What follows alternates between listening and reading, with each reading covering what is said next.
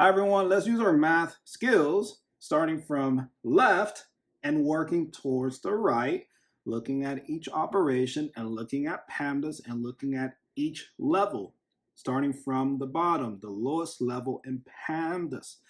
AS, addition and subtraction. I start with 24 plus 7. That's the first operation. That's addition. I know addition is in the lowest level. A for addition. Then I look at the right, and I'm working towards the right. So 7 divided by 5, that's division. Notice the division is in the level that's above the lowest level, AS. And then looking towards the right again, multiplication, 5 times 9, that's in the same level as the division is in. So these two operations are both within its own level, and it's the level above the lowest level. So those two operations has higher priority than addition.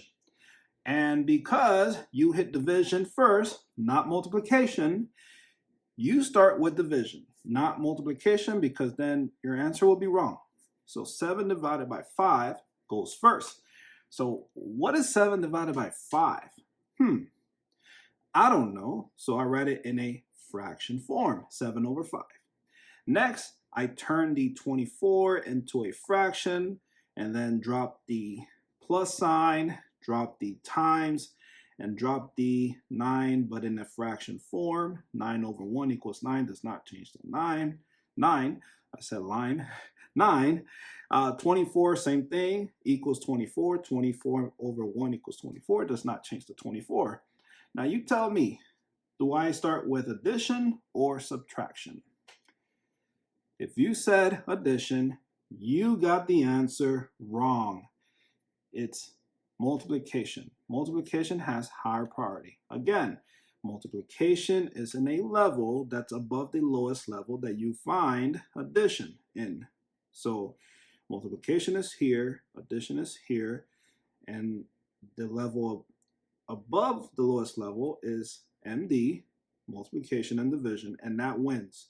So multiplication has higher priority than addition. Okay, so 7 times 9 is what?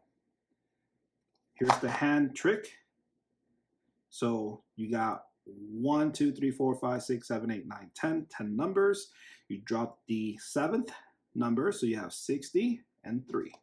So 63 over 5 times 1 is 5. And so 63 over 5 cannot be broken down further. Next, I erase this for space and write the 24 over 1 larger, and then plus, and write the 63 larger over 5 larger. So then you can see. Notice the denominators are different. So yes, I will use the butterfly method. So I draw the wings and the antennas, and you should know that you multiply what's inside the wings and write the results above the antennas. And you have a pretty butterfly. Don't forget the body. The body gives you the denominator. So it's 5. 1 times 5 is 5. 24 times 5, you don't add yet. You add what you have up there above the antennas. 24 times 5. 24 times 5. So that is, so 4 times 5 is 20. And then 5 times 2 is 10, plus 2 is 12. 10, 11, 12, yeah. 120 it is. Next, 1 times 63, that's easy, 63. Now I can add 120 plus, all right, I'll just rewrite it here. 120 plus 63, so that's 3, 6, 7, 8, and then 1 plus 0 is 1. So 183 is the numerator, and that's our answer because 183 over 5 cannot be broken down further. Next, I use the long division to figure out the decimal answer, and yes, you are right. We can get a mixed number answer from this improper fraction answer. So here is the 183 over 5. And it's an improper fraction because the number on top of the fraction is bigger than the number below the fraction bar. So that's called an improper fraction answer. And a mixed number answer has a whole number, let's say 3, and then has a proper fraction answer, 5/8, let's say. That's because the top number is smaller and the bottom number is bigger. But that's not the answer. Let's figure out the mixed number using long division. So 183 is the dividend and the 5 is the divisor. How many times can 5 fit into 183 or 183? Well, let's do this. I know that 20 times 5 is 100, so we're getting close. Don't put 40 because you'll get 40 will give you 200, and that goes over 183. So we need to find something between 20 and 40. Let's do 30.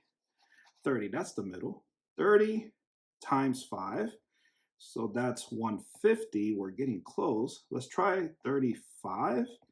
So 5 times 5 is 25. 5 times 3 is 15. 16, 17. Ooh, we're getting closer.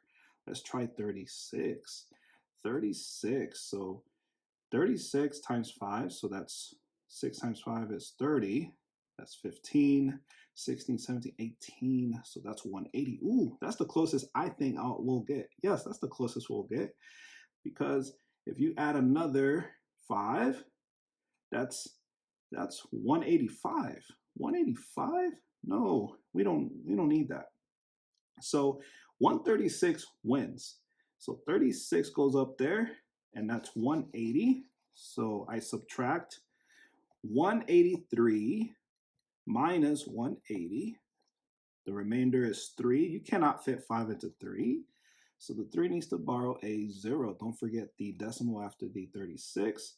Drop the 0, give it to the 3. The 3 becomes 30. You can fit 5 into 30 6 times because 6 times 5 is 30. And 30 minus 30 is 0. Easy. So the decimal answer is 36.6. The mixed number answer, and I'll circle the whole number for you. That's the 36. The remainder 3 goes above the fraction bar, and the 5 goes below the fraction bar, and 3/5 cannot be broken down further. So you have 3 different numbers or 3 different answers, but they're all correct. And if you got the right answer or the right answers, hit that like button. If you have not subscribed, please subscribe to support. And if you already did, thank you so much. And I'll see you in the next video. You got yourself a happy face. And there you go. See you in the next video. Bye.